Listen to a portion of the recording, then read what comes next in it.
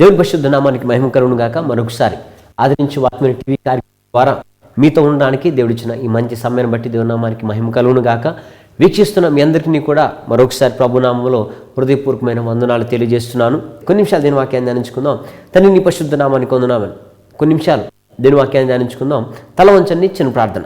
తండ్రి నీ పరిశుద్ధ నామానికి వందనం. నేను నీ పక్షిని పడుతున్నా దేవా, మీరు నన్ను బలపరచండి, బలం వాడుకోండి. నా నోటి నీ మాట ఉంచండి, కాని మాట పలకకుండా నాలుగు చుట్టూ కంచండి. దేవా, ఈ వాక్యాన్ని మీరు మా కొరకు దీవించండి, ఆశీర్వదించండి. ఈ వాక్యాన్ని కానీ దాసు నాకే కానీ నీ పిల్లలందరికీ విధంగా పనిచేస్తున్న ప్రతి అంధకార శక్తుల అధికారాన్ని యేసు నామములో బంధిస్తున్నాను దేవా. మా అందరితో మాట్లాడి తృప్తిపరచమని యేసు నామములో ప్రార్థించుకున్నాం తండ్రి, ఆమేన్. సరే, కొన్ని నిమిషాలు దేని వాక్యాన్ని ధ్యానించుకుందాం.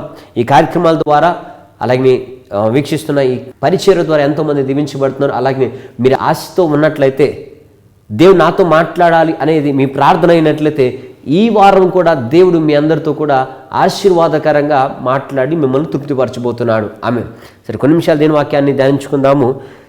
ఎవరిని మింగుదమా అని సాతానుగాడు వెతుకుతా తిరుగుతూ ఉన్నాడు.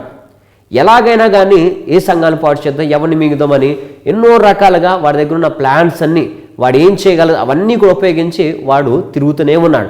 అయితే ఈరోజున నా దేవుడు మనతో మాట్లాడుతున్న మాట, సాధారణంగా సంఘాలను పాడు చేయడానికి, కుటుంబాలను పాడు చేయడానికి, మన చేసే ప్రతి పనిలో ఆటంకాలు కలిగించి మనందరినీ కూడా పాడు చేయడానికి వాడు లేస్తూనే ఉంటాడు.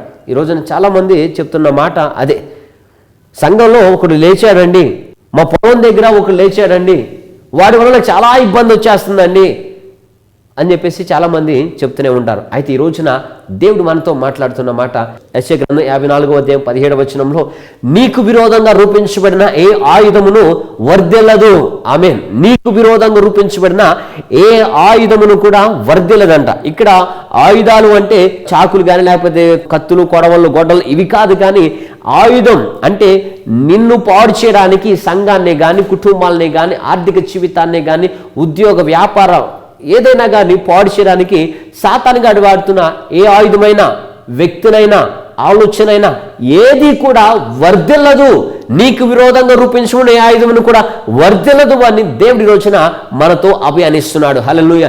ఇప్పటికే పాస్టర్ గారండి మా కుటుంబంలో విరోధంగా వాళ్ళు లేచారండి, మా కాపులను పాడు చేయడానికి వాళ్ళు ప్రయత్నం చేస్తున్నారండి, సంఘాన్ని పాడు చేయడానికి ప్రయత్నం చేస్తున్నారండి, నన్ను ఉద్యోగం నుంచి తీసేయడానికి ప్రయత్నం చేస్తున్నారండి అని నువ్వు ఆవేదన చెందుతున్నట్లయితే, నా దేవుని సేవకుని పక్షం ఈరోజు నీతో మాట్లాడుతున్నాను. నీకు విరోధంగా రూపించబడిన ఏ ఆయుధమును వర్ధిల్లదు. ఆమేన్. హల్లెలూయా. అయితే దేవుడు ఏ విషయాలు మనకి అభియానిస్తున్నాడు అనేది ఒకసారి మనం ఆలోచన చేసినట్లయితే, 2 సమూయేలు గ్రంథం 17వ అధ్యాయం 1-23 వచనాల్లో చాలా ప్రాముఖ్యమైన సంఘటన అక్కడ రాయబడింది. దావీదు అలాగే తన కొడుకైన అబిషాలోము తరుముతా ఉన్నాడు, ప్రాణభయంతో పారిపోతూ ఉన్నాడు. అయితే ఒక సమయంలో అహీతోపెలు అనే ఒక వ్యక్తి వచ్చి తన కొడుకైన అబిషాలోము దగ్గరకు వచ్చి ఇలాగ మాట్లాడుతున్నాడు. ఏమనంటే, అబిషాలోము దగ్గరికి అహీతోపెలు అనే ఒక వ్యక్తి వచ్చి ఇలా ఏమనంటే, అబిషాలోము, నువ్వు నాకు సెలవిచ్చినట్లయితే కనుక నేను 12,000 మందిని ఏర్పరచుకుని ఈ రాత్రి పోయి మీ నాన్నని నేను చంపేస్తాను, పట్టుకుని చంపేస్తాను. అప్పుడు మిగిలిన జనులందరూ కూడా చెదిరిపోయి నీ దగ్గరికి వచ్చేస్తారు, రాజు నీదైపోతావు, నువ్వు రాజు అయిపోతావు అని చెప్పేసి చెప్పాడు. అప్పటికే ఈడు రాజుగారైన దావీదు పారిపోతున్నప్పుడు, లేకపోతే తన కొడుకైన అబిషాలోము విరోధంగా లేచినప్పుడు పక్కనున్న వాళ్ళందరూ కూడా ఏమనంటే, మీ నాన్న బతుకుండగా ఆస్తి నీకు రాదు, ఆయన బతుకుండగా నువ్వు రాజు అవ్వలేవు, ఆయన బతుకుండగా నీ బతుకెలాగే ఉంటుంది అని ఎక్కేసి చెప్తా ఉన్నప్పుడు ఎక్కడో ఆయన దూరంగా పారిపోయాడు. దూరంగా పారిపోయాడు కదా అని అబిషాలోము పట్టించుకోవట్లా, వదిలేసిన తర్వాత అహీతోపెలు అని ఒకడు వచ్చేమనంటే, వెళ్ళిపోయాడు కదా మనం మౌనంగా ఉండకూడదు, చచ్చిపోయే వరకు మనం విడిచిపెట్టకూడదు, దూరంగా ఉన్నాడు కదా అని విడిచిపెట్టదు, చచ్చిపోయే వరకు మనం నిద్రపోకూడదు అని లేనిపోయిన ఆలోచనలు చెప్పి, మీ నాన్న దూరంగా వెళ్ళిపోయాడు, ఇదే మంచి సమయం, బలహీనంగా ఉన్నాడు, చుట్టూ ఎవరూ లేరు, నాకు ఇన్ని వేల మందిని ఇస్తే కనుక నేను వెళ్ళి చంపేస్తాను అని చెప్పేసి అన్నప్పుడు వెంటనే అహీతోపెలుతో అబిషాలోము చెప్పింది, సరే నీకు వచ్చిన ఆలోచన ప్రకారమే నువ్వు చెయ్యి అని చెప్పేసి అన్నాడు. ఎందుకో ఇంకొక ఆలోచన వచ్చి అక్కడ ఉన్న హూషై అనే ఇంకొక వ్యక్తితో అబిషాలోము మాట్లాడుతా కూడా అన్నాడు. ఏమనంటే, హూషై వచ్చి చెప్పిన ఏమనంటే, ఈసారి అహీతోపెలు చెప్పిన ఆలోచన మంచిది కాదు, ఎందుకంటే మీ నాన్న అంత బలహీనుడు కాదు, నువ్వు అనుకున్నంత బలహీనుడు, నువ్వు అనుకున్నంత పిరికివాడు కాదు, కానీ మీ నాన్నగారు దావీదు బలాఢ్యుడు, చెదిరిన గుండె కలిగి ఉన్నాడు, చెదిరిపోయిన మనస్సు కలిగి ఉన్నాడు, అతడు ధైర్యవంతుడు, కాబట్టి అతన్ని ఏ మాత్రం కూడా చంపడానికి ఇది మంచి సమయము కాదు, అతడు ఏదో ఒక గుహలో దాగి ఉంటాడు కానీ నీకు అది ఈజీగా దొరకడు, ఇది మంచి సమయము కాదు అని చెప్పేసి అన్నాడు. వెంటనే అహీతోపెలు చెప్పిన ఆలోచన నెరవేర్చకపోయేసరికి అతడు ఏం చేశాడు తెలుసా? పోయి ఊరి పెట్టుకుని చచ్చిపోయాడంట. 23 అహీతోపెలు తాను చెప్పిన ఆలోచన జరగపోవుట చూచి గాడిదకు గంత కట్టి ఎక్కి తన ఊరునున్న తన ఇంటికి పోయి తన ఇల్లు చక్కబెట్టుకుని పోయి ఉరి పోసుకుని చచ్చిపోయాడు. హల్లెలూయా. ఇక జాగ్రత్తగా ఆలోచన చేసినట్లయితే ఎవరు చచ్చిపోయారండి? అహీతోపెలు చచ్చిపోయాడు. ఎవరు చావాల్సింది? దావీదు చంపమన్నాడు. దావీదును చంపేస్తాను అని ఆలోచన చెప్పిన అహీతోపెలే చచ్చిపోయాడు. హల్లెలూయా. అంటే ఈరోజు నేను చెప్తున్నా, నీకు విరోధంగా రూపించబడిన ఏ ఆయుధం కూడా వర్ధిల్లదు. అక్కడ అబిషాలోముకి దావీదుకు వైరాన్ని పెట్టి అబిషాలోము చేత దావీదుని చంపాలని ఆలోచన కల్పించిన అహీతోపెలు యొక్క ఆలోచన జరిగించలేదు. కానీ మధ్యలో హోష అయిన ఒక వ్యక్తిని దేవుడు ఏర్పరచుకుని రక్షించి తద్వారా దావీదుకి అహీతోపెలు ఆలోచన నుంచి విడుదల ఇచ్చి క్షేమాన్ని ఇచ్చాడు. హల్లెలూయా. అలాగైతే నేను చెప్పిన దేవుని బిడ్డలారా, ఈ రోజున నీకు విరోధంగా ఎవరైనా ఆలోచన చేస్తున్నారా? నీ ఉద్యోగం పాడు చేయాలని, సంఘంలో గలిబిలు రేపాలని, లేకపోతే నీ కుటుంబంలో గలిబిలు రేపాలని, భర్తలు విడదీయాలని ఎవరైనా ఆలోచనలు చేస్తా ఉన్నట్లయితే నేను చెప్పనా, నీకు విరోధంగా రూపించబడిన ఏ ఆయుధంను కూడా వర్ధిల్లదు. నీకు విరోధంగా ఎవరైనా ఆలోచన చేసినా ఆలోచనకి నువ్వు భయపడిన అవసరం లేదు. కానీ ఆ ఆలోచన వాడి మీదకే వచ్చేలాగా నా దేవుడు చేయబోతున్నాడు. హల్లెలూయా. నువ్వు ఏ ఆలోచన అయితే చేస్తున్నాడో, ఏ కీడైతే నీకు తలపెట్టాలనుకున్నాడో, ఎలాగైతే నీ చంపాలి పాడు చేయాలనుకున్నాడో, అదే ఆలోచన అదే కీడు వారి నెత్తి మీదకే నా దేవుడు రప్పించబోతున్నాడు. ఎందుకంటే నీకు విరోధంగా రూపించబడిన ఆయుధమును కూడా వర్ధిల్లదు. సేవకుడా నేను చెప్తున్నా, నిన్ను పాడు చేయాలనుకున్నట్లయితే వాళ్ళే పాడవుతారు. సంఘాన్ని పాడు చేయాలనుకున్నట్లయితే వారే పాడవుతారు. నీ మీద నింద వేయాలనుకుంటే వారి మీదకే నింద వచ్చింది. నిన్ను అవమానం చేయాలనుకున్నట్లయితే అవమానం వారి మీదకే వచ్చింది. కాబట్టి ధైర్యంగా ఉండు. నీకు విరోధంగా, సంఘానికి విరోధంగా, సేవకునికి విరోధంగా, దేవుని పిల్లలకి విరోధంగా, మీ ఉద్యోగాలకు విరోధంగా, మీ కుటుంబాలకు విరోధంగా ఎంతమంది లేచినా, మీ వ్యాపారానికి విరోధంగా ఎంతమంది లేచినా, ఏ ఆయుధమే గాని, ఏ ఆలోచనే గాని, ఏ మనుషుని కూడా ఎన్నడే గాని వర్ధిల్లలేడు. నీకు కృపాక్షేమాలు కలుగును గాక. ఆమేన్. హల్లెలూయా. ఎందుకంటే వారిది వారి నెత్తి మీదకే వచ్చేలాగా దేవుడు ప్రేరేపించబోతున్నాడు. ఆమేన్. ఒకానొక సమయంలో ఏం జరిగిందో తెలుసా? ఒకానొక సమయంలో ఎస్తేరు గ్రంథం మనందరూ తెలుసు, మొర్దెకైని ఉరి తీసేద్దాం, చంపేద్దాం అని ఉరికొయి కూడా సిద్ధం చేశాడు. ఎవరు? హామాను. ఒక లేచాడు హామాన్ అనేవాడు. ఎవరికి విరోధంగా? మొర్దెకైకి విరోధంగా, దేవుని పిల్లలకి విరోధంగా. ఒక లేస్తే ఉరికొయ్యి ఎంత చేద్దాం, తాడు ఎంత బలంగా ఉందో, కొయ్యి ఇలా తయారు చేద్దామని దగ్గరుండి మరి చేపించాడు. ఎవరి కొరకు? మొర్దెకై కొరకు. కానీ ఏం జరిగింది అక్కడ? తాను ఆలోచించిన ఆలోచన, తాను చేయదలచిన కీలు వాడికి కలిగింది. అలాగే ఇక్కడ అహీతోపెలు కూడా అబిషాలోము చెప్తున్నాను, మీ నాన్న చంపేద్దాం, మీ నాన్న చంపేద్దాం, మీ నాన్న చంపేద్దాం అని ఆలోచన ఇచ్చినప్పుడు చివరికి ఆ ఆలోచన నెరవేరకపోతే ఏమైందో తెలుసా? వాడికి వాడే ఉరి పెట్టుకుని చచ్చిపోయాడు. నేను చెప్పని ఈ రోజున నా దేవుని ఆత్మ మీతో మాట్లాడుతుంది. జాగ్రత్తగా ఆలోచించండి. నీకు విరోధం రూపించబడిన ఏ ఆలోచన కూడా వర్ధిల్లదు. ఆమేన్. ఈ మాటను బట్టి మీరు ధైర్యంగా ఉండండి. ఎవడో ఏదో చేస్తున్నాడు అని భయపడొద్దు. ప్రార్థనకి వెళ్తున్నామని నా మీద కక్ష కట్టుకున్నారండి, లేనిపోయిన నిందలు నా మీద మోసేస్తున్నారండి, మా పై అధికారికి, మా ఆఫీసర్కి, మా బాస్కి లేనిపోయిన మాట లెక్కేసేస్తున్నారండి అని అధైర్యపడొద్దు. ఎందుకంటే నీకు విరోధం ఎన్నన్నా చెప్పుకొని నా దేవుడు ఏ మాట కూడా పైకి రానివ్వడు. నీకు ఏ నష్టం కూడా కలగనివ్వకుండా, ఆ మాట వర్ధిల్లనివ్వకుండా నా దేవుడు నీకు కృపాక్షేమాను కలుగు చేయనుగాక. నీ పనిలో వృద్ధి కలుగు చేయనుగాక. నీ పట్ల దేవుని చేత నెరవేర్చబడేంత వరకు దేవుడు మీకు తోడే ఉండునుగాక. ఆమేన్. మొదటిది, నీకు విరోధం రూపించబడిన ఆయుధమే గాని మనుషునే గాని ఏమాడో వర్ధిల్లడు. రెండవదిగా నిర్గమాకాండం 1వ అధ్యాయము 10 వచనాలు, అలాగనే మత్తయి సువార్త 2వ అధ్యాయము 16 వచనాలు. ఈ దగ్గర చాలా సన్నిహితమైన సంబంధం కలిగిన 2 సన్నివేశాలు. ఒకటి, ఒకనొక సమయంలో ఫరో ఇశ్రాయేల్ ప్రజలు అక్కడ ఐగుప్తులో బానిసలుగా ఉన్నప్పుడు అక్కడ ఉన్న మంత్రగతులతో చెప్తున్నాడు, పుట్టిన మగబిడ్డలందరినీ కూడా, హెబ్రీ స్త్రీలు కలిగిన మగబిడ్డలందరినీ కూడా పురిటిలోనే మీరు చంపేయండి అన్నాడు. అలాగే 2 సంవత్సరాల వయస్సులో ఉన్న మగబిడ్డలందరినీ కూడా చంపేయండి అని చెప్పేసి అన్నాడు.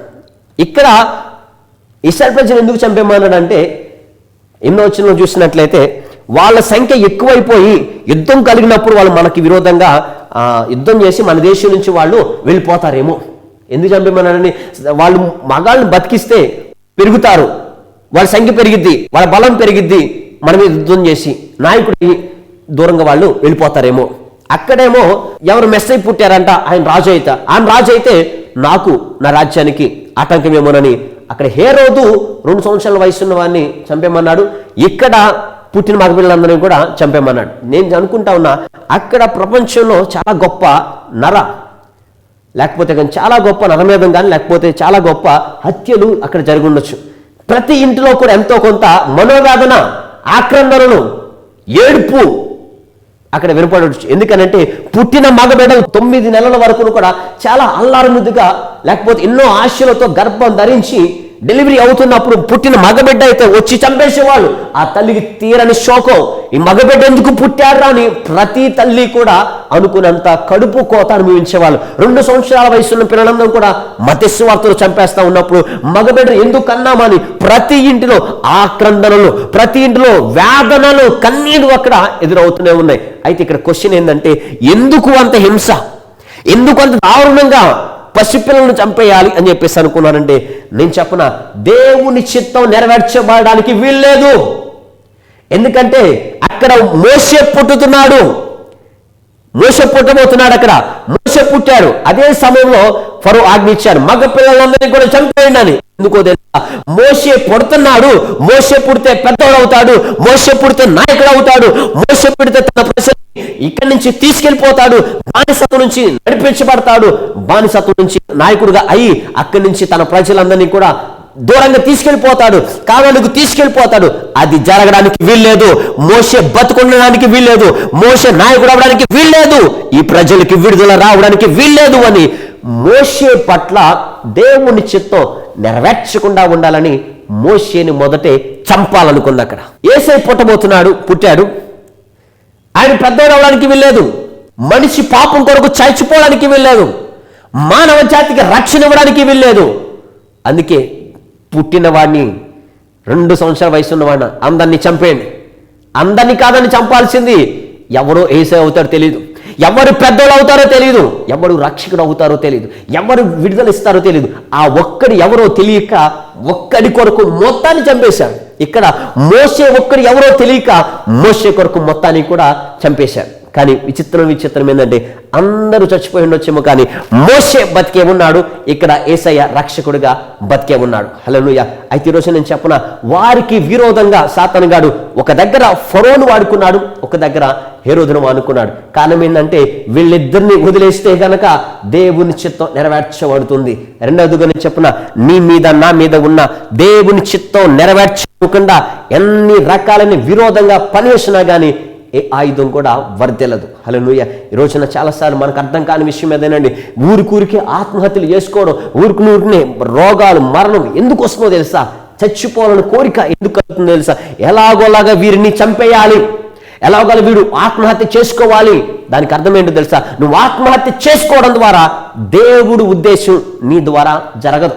నువ్వు చచ్చిపోవడం ద్వారా దేవుడు చేయాలనుకున్న పని నీవు చేయలేవు. అందుకే నీ మీద ఉన్న దేవుని చిత్తం జరగడానికి వీలు లేకుండా వాడు పాడు చేయడానికి హేరోదు లాంటి, ఫరో లాంటి వాడుకుంటాడు. కానీ ఇక్కడ నేను చెప్పన, హేరోదు లేచినా, ఫరో లేచినా కానీ మోషే మీద అలాగే యేసయ్య మీద ఉన్న దేవుని చిత్తం జరగనివ్వకుండా ఎవరు కూడా ఆపలేకపోయారు. హల్లెలూయా. మోషే వచ్చాడు, నాయకుడు అయ్యాడు, తన ప్రజలు ఏం చేశాడు? తీసుకుని వెళ్ళాడు, దేవునితో కూడా వెళ్ళిపోయాడు. హల్లెలూయా. యేసయ్య వచ్చాడు, బలియాగం అయ్యాడు, మనకు రక్షణ ఇచ్చాడు, తిరిగి వెళ్ళాడు, మరలా కూడా వస్తున్నాడు. హల్లెలూయా. అంటే ఇక్కడ క్వశ్చన్, వాళ్ళిద్దరిలో ఉన్న దేవుని చిత్తం జరగనివ్వకుండా వాళ్ళిద్దరు ఆపేశారా? గట్టిగా చెప్పండి. ఆపలేకపోయారు. ఫరో ఆపేశాడా? ఆపలేకపోయాడు. నాయకుడు అవ్వకుండా మోషేని ఆపాడా? ఆపలేకుండా పోయాడు. అలాగే యేసయ్యని చంపడానికి హేరోదు ప్రయత్నాలు చేశాడు, అయిందా? అవ్వలేదు. హల్లెలూయా. అలాగే ఈ రోజున నీ పట్ల నా పట్ల కలిగిన దేవుని చిత్తం జరగనివ్వకుండా వాడు ఎన్ని ప్రయత్నాలైనా చేసుకొని ఏది కూడా ఆగదు. ఉదాహరణకి మీ ముందర సేవకుడికి నిలబడిన నేను ఒక చిన్న ఎగ్జాంపుల్ నా జీవితంలో జరిగింది చెప్తా ఉన్నా. నేను సేవకుని అవడానికన్నా ముందు, పరిచయలోకి రావడానికన్నా ముందు దేవుడు పిలిపించాడు. పరిచయం రావడం ఇష్టం లేదు. ఒక పక్కన చదువుపోయింది, ఒక పక్కన చాలా సమస్యల్లో ఉండి ఒక తీర్మానానికి వచ్చేసా. ఏమనంటే, చచ్చిపోదాం, ఆత్మహత్య చేసుకున్నాం అని. అయితే అన్నీ ప్రిపేర్ అయిపోయినాయి. ఆ రాత్రి నేను చచ్చిపోదాం అనుకున్నా. అయితే దగ్గరలోనే మీటింగ్స్ జరుగుతున్నాయి.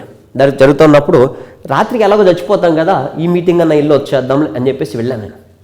వెళ్ళిన తర్వాత మీరు నమ్ముతారో లేదు కానీ అద్భుతంగా అక్కడొక్కున్న దైవజనులు ఫస్ట్ చార్ల్స్ జాకబ్ గారు అక్కడ ఎదురుగా నిలబడి, నువ్వు ఈ రోజున చచ్చిపోవాలనుకుంటున్నావు, నువ్వు చచ్చిపోవడం నేను చంపేయాలి అని సాతానుగా నీకు ఆత్మహత్య ఆ రోజున ఇచ్చాడు, లేదు నువ్వు బ్రతకాలి అని దేవుని ఆ రోజున నాతో మాట్లాడి ఉన్నాడు.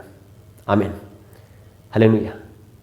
అయితే ఈరోజు నేను చెప్తున్నా, ఆ రోజే నేను చచ్చిపోతే ఈ రోజున ఇక్కడ నిండేవాడిని కాదు. కారణం ఏంటో తెలుసా? పెద్దవాడైన తర్వాత మోషే ఏమవుతాడో సాతాను గారికి తెలుసు. పెద్దవాడైన తర్వాత యేసే ఏమవుతాడో, ఆ బాలుడు ఏమవుతాడో అని తెలుసు. అందుకే పెద్దవాడైన తర్వాత దేవుడి చిత్తం జరగడానికి వీల్లేదని చిన్నప్పుడే చంపేయాలి. అలాగే నేను సేవకుడైన తర్వాత నేనేం చేయగలుగుతానో, దేవుడు ఏం చేపిస్తాడో, దేవుడు ఎలా వాడుకుంటాడో, ఎవరి మధ్యలో వాడుకుంటాడో అవన్నీ నా దేవుడికి తెలుసు. అలాగనే సాతాను గాడికి కూడా తెలుసు. అందుకే ఈ రోజున అవి జరగడానికి వీలు లేకుండా నన్ను చంపేయాలనుకున్నది. అందుకని నేను చెప్తున్నా, ఆ రోజే నేను చచ్చిపోయినట్లయితే ఈ రోజు నేను ఇక్కడ ఉండేవాడిని కాదేమో. సేవలో ఎన్నో అవమానాలు వచ్చినాయి, సేవలో ఎన్నో కష్టాలు వచ్చినాయి, భరించలేనంత వేదన అనుభవించాను. అప్పుడు కూడా అనిపించింది చచ్చిపోవాలనిపించింది. నిజంగా అనుకున్నా, ఆ రోజే నేను చచ్చిపోతే గనక ఈ పరిచర్య ఎవరు చేసేవాళ్ళు, ఆ రోజే నేను చచ్చిపోతే గనక ఈ స్థానం ఎవరు ఉండేవాళ్ళు. అందుకే నేను చెప్తున్నా, నీకు విరోధంగా రూపించబడిన ఏ ఆయుధమును కూడా వర్దెలదు. హల్లెలూయా. అందుకని మన పట్ల దేవుని చిత్తం నెరవేర్చబడకుండా వాడు ఎన్ని ప్రయత్నాలన్నా చేసుకొని దేనికి నీ కూడా ఒప్పుకోకు, ఏ ఆలోచన కూడా వర్దెలదు. ఎందుకంటే నువ్వు ఏమవుతావో నా దేవునికి తెలుసు. అది నెరవేర్చకుండా ఉండాలని సాతానుగాడు ఎన్నో ప్లాన్స్ కలిగి ఉంటాడు. హల్లెలూయా. అది అర్థం కాక చాలామంది ఆత్మహత్య చేసుకుంటాడు. నేను అనుకుంటా ఉన్నా, ఆ రోజే నేను చచ్చిపోతే కనుక ఈరోజు నేను ఎక్కడ ఉండేవాడిని? అది ఆ రోజున ఓటమిలో నేను చచ్చిపోతే ఈ విజయాన్ని ఎవరు అనుభవించేవాళ్ళు? ఆ రోజు నేను చచ్చిపోతే కనుక దేవుని పక్షంగా ఎవరు పరిచర్య చేసేవాళ్ళు? నేను దేవుని పరిచర్య చేయడం, ఈ విధంగా టీవీ పరిచర్య చేయడం, ఇంకా ఎన్నో పరిచర్యలు చేయడం అనేది నా పట్ల దేవుని చిత్తం. కానీ అది ఆపాలన్నది సాతాను గారి చిత్తం. కానీ ఇది దేవుడు చూశాడు సాతాను గారి గురించి. ఈయన వదిలేస్తే కనుక పరిచర్య చేస్తాడు, ఈయన వదిలేస్తే కనుక దేవుని కోసం వాడబడతాడు, ఈయన వదిలేస్తే కనుక ఇలాగే వాడబడతాడు. అది జరగడానికి వీల్లేదు అని సేవలోకి అడుగు పెట్టడానికన్నా ముందే నేను చంపేయాలనుకున్నాను. సేవలోకి వచ్చిన తర్వాత నన్ను చంపేయాలనుకున్నది. నో, నేను ఆ రోజున అవకాశాన్ని ఇవ్వలేదు. నా దేవుడు నన్ను కాపాడి ఉన్నాడు, ఇక మీదట కూడా కాపాడబోతున్నాడు. హల్లెలూయా.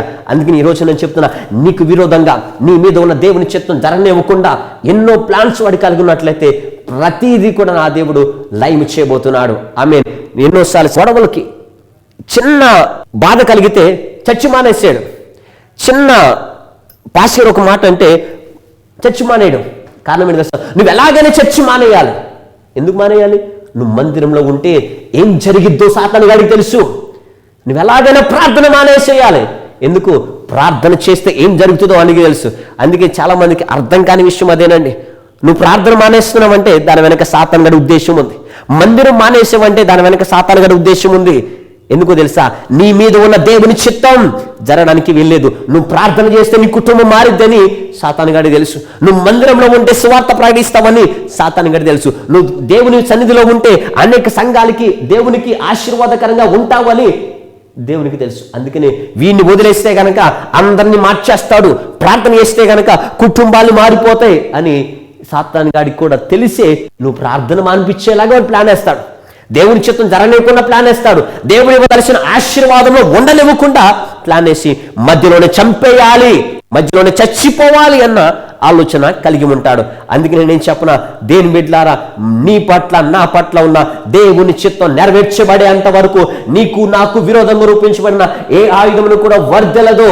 ఆమేన్. మన పట్ల నా దేవుని ఆలోచనలు నెరవేర్చబడును గాక, నీ పట్ల నా దేవుని చిత్తం నెరవేర్చబడును గాక. ఆమేన్. హల్లెలూయా. ఇన్ని రోజులు కూడా చచ్చిపోవాలి అని ఆలోచన ఉన్నట్లయితే ఒక్కసారి ఆలోచన చేసుకో. నువ్వు చచ్చిపోతే ఎందుకు బతకాలి? నువ్వు చచ్చిపోవాలనుకున్నప్పుడు ఎందుకు బ్రతుకున్నావు? ఎందుకు జీవం ఇచ్చాడు? నీ పట్ల నా దేవుడు ఒక ఉద్దేశాలు కలిగి ఉన్నాడు. నన్ను సేవకుడికి ఎన్నుకున్నాడంటే కొంత ప్రజల కొరకు పరిచర్య చేయడానికి నా దేవుడు నన్ను ఎన్నుకున్నాడు. కానీ సాతానుగాడు ఆ పరిచర్య జరగడానికి వీల్లేకుండా చంపేయడానికి నన్ను ఈ లోకంలో పుట్టించింది ఒక పని కొరకు నన్ను పుట్టించాడు.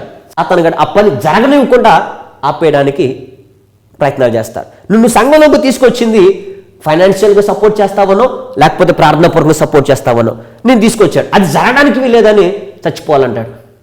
ఆమె దేవుని పని నీ ద్వారా జరగకూడదు, దేవుని ఉద్దేశం నీ ద్వారా జరగకూడదు, చచ్చిపో అని వాళ్ళు ప్లాన్ వేస్తుంటాడు. అందుకే ఈరోజు నేను చెప్పనా, నీ పట్ల నా దేవుని చిత్తం నెరవేర్చేంత వరకు ఏ హాని నీకు కలిగినవాడు నా యేసయ్య.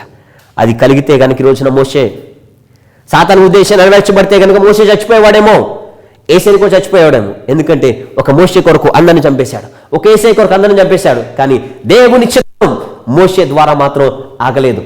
మోషే పెద్దోడయ్యాడు, నాయకుడిగా విడిపించబడ్డాడు. అలాగైతే నేను చెప్పనా, నువ్వే నాయకుడు అవుతావేమో, నువ్వే గొప్పగా దీవించబడతావేమో, నీ ద్వారా నీ కుటుంబం ఆశీర్వదించబడిద్దేమో, నీవే అనేక మందికి మేలుకరంగా మార్చబడతావేమో. అది నీ పట్ల దేవుని చిత్తమేమో. చిన్న చిన్న అపాయాలు వచ్చినాయి కదా అని, చిన్న చిన్న బలహీనతలు వచ్చినాయి కదా అని చచ్చిపోవద్దు. నా పట్ల దేవా నీవు ఏ పని కొరకు నువ్వు వాడుకున్నావో, ఏ ఉద్దేశాలు కలిగి వాడుకున్నావో, నీ చిత్తం నెరవేర్చబడును గాక. నువ్వు ఆలోచించిన, నాకు ఇవ్వదలిచిన ఆ దీవెన నా మీద ఉండును గాక అని చిన్న ప్రార్థన చేసుకున్నట్లయితే నీ ప్రార్థన విని దేవుడు నీకు విజయాన్ని అనుగ్రహించును గాక. ఆమె అందుకే ఒక్కొక్కసారి నాకు అనిపిస్తూ ఉంటుంది, నిజంగా ఆ రోజున నేను చచ్చిపోతే కనుక ఈ రోజున ఎవరు ఉండేవాళ్ళు. కాబట్టి ఈ బలహీనతలను చచ్చిపోవాలి, ఈ బాధలను చచ్చిపోవాలంటే రేపు ఎంతో ఆశీర్వాదం ఉందో నీకు తెలియదు, రేపు ఎంత దీవెన ఉందో నీకు తెలియదు. ఎందుకంటే మన పట్ల దేవుని ఉద్దేశాలు ఎలాంటివో తెలుసా? భూమి కన్నా ఆకాశం ఎంత ఉన్నతంగా ఉందో అన్ని ఉన్నతమైన ఆలోచన కలిగి ఉన్నాడని. ఎక్కడో ఒక మూల కూర్చునేవాడిని తీసుకొచ్చి ఇక్కడ నిలబెట్టాడు. నేను ఎక్స్పెక్ట్ చేయాల, నా ఊహకు అందలేదు. ఎప్పటికి నేను పాస్టర్ అయ్యానంటే, సేవకుని అయ్యానంటే నేనే నమ్మలేనండి. మా ఫ్రెండ్స్ నమ్మలేరు, నువ్వు పాస్టర్ ఏంట్రా అంటారు, నేను నమ్మలేను. కానీ నా దేవుని ప్రణాళిక అది. సాతానుగాడు ఆపలేకపోయాడు. అలాగైతే నీ పట్ల కూడా నీకు విరోధంగా రూపించబడిన ఏ ఆయుధమును కూడా వర్ధిల్లదో. ఆమేన్. చివరిగా 2వ దినవృత్తాంతాల గ్రంథం 20వ అధ్యాయము 11వ వచనం. 2వ దినవృత్తాంతాల గ్రంథం 20వ అధ్యాయము 11వ వచనం నేను చదువుతాను, జాగ్రత్తగా ఈ మాట ఆలకించండి. మేము స్వతంత్రించుకోవాలని నీవు మాకిచ్చిన నీ స్వాస్థ్యంలో నుండి మమ్మలను తోలివేటికై వాళ్ళు బయలుదేరి మాకెట్టి ప్రత్యుపకారం చేయుచున్నారో దృష్టించుము. ఆమె అమ్మోనీలు మోయాబీలు ఇంకొక జనం వచ్చారు. వచ్చి దండెత్తి దేవుని స్వాస్థ్యమైన ఆయన పిల్లల ఆశీర్వాదం నుంచి తోలివేయడానికి ఎలాగొచ్చి ఏం చేస్తున్నాను ఒకసారి దృష్టించుము. మూడోదిగా నేను చెప్పన, నీ స్వాస్థ్యానికి విరోధంగా రూపించుకునే ఆయుధం వర్ధిల్లదు. నీ ఆశీర్వాదాన్ని దొంగిలించాలని చూసిన ఏ ఆయుధమును కూడా వర్ధిల్లదు. ఇక్కడ ఒక మాట నాకు చాలా ఇష్టమైన ఏమనంటే, నీవు మమ్మల్ని స్వతంత్రించుకోవాల్సిన ఇచ్చిన ఈ ఆశీర్వాదం నుంచి మమ్మల్ని తోలివేయడానికి వస్తున్నారు. ఒక్కసారి చూడు దేవా. హల్లెలూయా. అంటే నీవు మాకిచ్చే ఆశీర్వాదం, ఇది మేము అనుభవించాలి, ఇది మేము తినాలి, ఇది మేము పొందుకోవాలి. కానీ వాళ్ళు మమ్మల్ని ఏం చేస్తున్నారు? తోలేస్తున్నారు. అంటే నువ్వు కాదు, నువ్వు తోలేసి తరిమేసి అందులో వాళ్ళు ఉంటారంట. ఆమె నువ్వు మాకు ఇచ్చిన స్వాస్థ్యం మమ్మల్ని పంపించేసి వాళ్ళు అనుభవిస్తారంట. అది జరగడానికి వీల్లేదని వాళ్ళు చాలా విపరీతమైన భయంతో, వాళ్ళు ఎంతో భయంతో మాది మాది మాది నా ఆస్తి వాళ్ళు తీసేసుకుంటున్నారు. వాళ్ళు ఎంతో వేదనతో వాళ్ళు దేవుని దగ్గరికి వెళ్ళి ప్రార్థన చేస్తున్నారు. అది ఆ బాధ మనకు అర్థం అవ్వాలంటే, మీకు ఒక ఎకరం పొలం ఉందండి, ఆస్తి మీదే, పత్రాలు మీ దగ్గరే ఉన్నాయి, డాక్యుమెంట్స్ మీ దగ్గరే ఉన్నాయి, అది మీ నాన్న మీకు ఇచ్చాడు. కానీ ఈలోపు దొంగోడు ఎవడో వచ్చి, మోసం చేసేవాడు ఎవడొచ్చి దొంగ పత్రాలు పుట్టించాడు, ఇది నాది అని నేను తరిమేయాలని చూస్తున్నాడు. అప్పుడు ఎలా ఉంటుందండి? అరే ఎవరు అర్థం చేసుకోవట్లేదండి, మా నాన్న నాకు ఇచ్చాడు, ఇది మా తాతల ఆస్తి, డాక్యుమెంట్స్ నా దగ్గర ఉన్నాను, వాడు అవి దొంగ పత్రాలు చూపిస్తున్నాడు, ఏం చేయాలి అర్థం అవడంలా, డబ్బు పెట్టి అందరినీ కొనేశాడు, ఏం చేయాలి అర్థం అవడంలా. ఆ బాధ ఎలా ఉంటుంది? చచ్చిపోవడానికనే సిద్ధపడతాం. కానీ ఇది నా స్వాస్థ్యం అండి, కానీ వాడు అనుభవించేస్తున్నాడు, ఇది నాకు రావాల్సింది వాడు అనుభవించేస్తున్నాడు అని ఎంత వేదన చెందుతాం. అలాగైతే ఈ రోజున నీ స్వాస్థ్యాన్ని, నీ ఆశీర్వాదాన్ని, నీ దీవెన దొంగిలించడానికి ఎవడు వచ్చినా ఇక్కడ చెప్తున్నాడు, భయపడకుము, చెడియకుము, యుద్ధం నేనే చేస్తానని, మా స్వాస్థ్యం నేనే అనుభవించాలి అని అక్కడ యెహోషాపాతు ప్రార్థన చేయగా దేవుడే యుద్ధాలు జరిగించాడు. వాళ్ళ స్వాస్థ్యంలోకి వచ్చిన ఒక్క సైనికుడు మిగలకుండా వాళ్ళకి వాళ్ళే పోడ్చుకుని చచ్చిపోయారు. ఈ రోజున నీ పొలంలోనికి సాతానగాడు వస్తున్నాడా?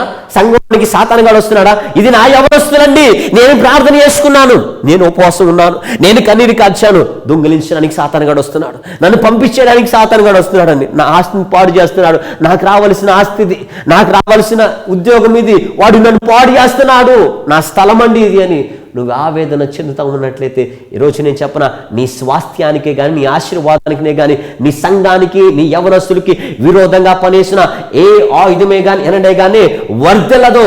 ఆమేన్, హల్లెలూయా. ఇంకోటి నేను చెప్పనా, వదలొద్దు నాన్న, వదలొద్దు. ప్రాణం పోయినా కానీ మనదనేది ఏది వదలొద్దు. ఎలాంటిదో తెలుసా? ఒకనొక సమయంలో నాబోతు ఆహాబు తెలుసు, ఆహాబు పక్కనే ఒక పొలం నాబోతుంది, నాకు ఇచ్చే, నీకు ఇంకోటి వేరే చోట ఇస్తానన్నాడు, రేట్ కట్టిస్తానన్నాడు, ఇంకా డబ్బులు ఇస్తానన్నాడు. కానీ నాబోతు అన్నాడు, అయ్యా ఇది మా ఆస్తి, మా నాన్న ఆస్తి, కష్టపడిచ్చాడు, ఆయన గుర్తుగా ఉంది, నేను అమ్మనన్నాడు. చివరికి చంపేంత వరకును కూడా వెనకడలా ఆహాబు. నేను చెప్పను, ఈ రోజున నీ ఆస్తి, నీ స్వాస్థ్యం మోకరించి కన్నీరు కార్చి ఉపవాసాలు ఉండి గోజాడిది ఒక్కొక్క ఆత్మను పేర్చి, ఒక్కొక్క ఇటుకను పేర్చి సంఘానికి కడితే సాతాను గారు పాడు చేస్తూ ఉన్నట్లయితే, సంఘంలోకి వచ్చేస్తూ ఉన్నట్లయితే చూస్తా ఊరుకుంటున్నావా? నో.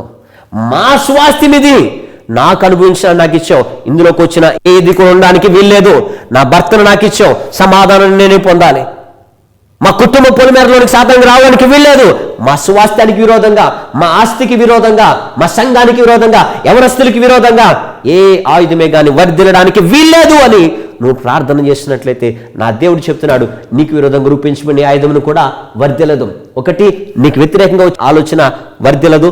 దేవుని చిత్తానికి విరోధంగా వచ్చిన ఆలోచన వర్ధిల్లదు. మూడవది, నీ స్వాస్థ్యమైన నీ ఆస్తికి విరోధంగా లేచిన ఏ ఆయుధమును కూడా వర్ధిల్లదు. నీ ఆస్తి నీదే, నీ స్వాస్థ్యము నీదే, నీ యవనస్తులు నీకే, నీ సంఘము నీకే, నీ ఉద్యోగము నీదే, నీ పొలం నీదే, నీ ఇల్లు నీదే, నీ స్థలము నీదే, నీదే, వాటెవర్. ఆమేన్, హల్లెలూయా. చిన్న ప్రార్థన. తండ్రి, నీ పరిశుద్ధ నామాన్ని కొందును మరొకసారి మీరు మాతో మాట్లాడండి. నీకు విరోధం రూపించమని ఆయుధం వర్ధిల్లదన్నావు. నీ పిల్లల కుటుంబాలకు వచ్చిన సాతాను ఆయుధాన్ని యేసునామములో బంధిస్తున్నాను, ఆలోచన యేసునామములో కొట్టివేస్తున్నాను. నీ చిత్తం జరగనివ్వకుండా ఆలోచన యేసునామములో కొట్టివేస్తున్నాను. స్వాస్థ్యానికి విరోధంగా వచ్చిన ఆలోచన బంధిస్తున్నాను. దీవించని, ఆశీర్వదించి నీ చిత్తం నెరవేర్చుకోమని యేసునామములో ప్రార్థించుకున్నాం తండ్రి, ఆమేన్. God bless you. దేవుడు మిమ్మల్ని దీవించును గాక. ఇప్పటి వరకు మా ఆదరించి వాక్యం అనే ఈ టీవీ కార్యక్రమాన్ని చూసిన మీకు ప్రభు నామమున వందనాలు తెలియజేస్తున్నాను. మీ ప్రార్థనా శ్రద్ధలకు మమ్మల్ని సంప్రదించవలసిన మా చిరునామా పాస్టర్ డి సురేష్ గారు, మహిమా ఎడిట్ church, Srinivasapuram bypass road, Jangareddygudem. మీ ప్రార్థనా శ్రద్ధలకు మమ్మల్ని సంప్రదించవలసిన మా ఫోన్ నెంబర్లు 8008995324, 9505805043, 08821276291. God bless you.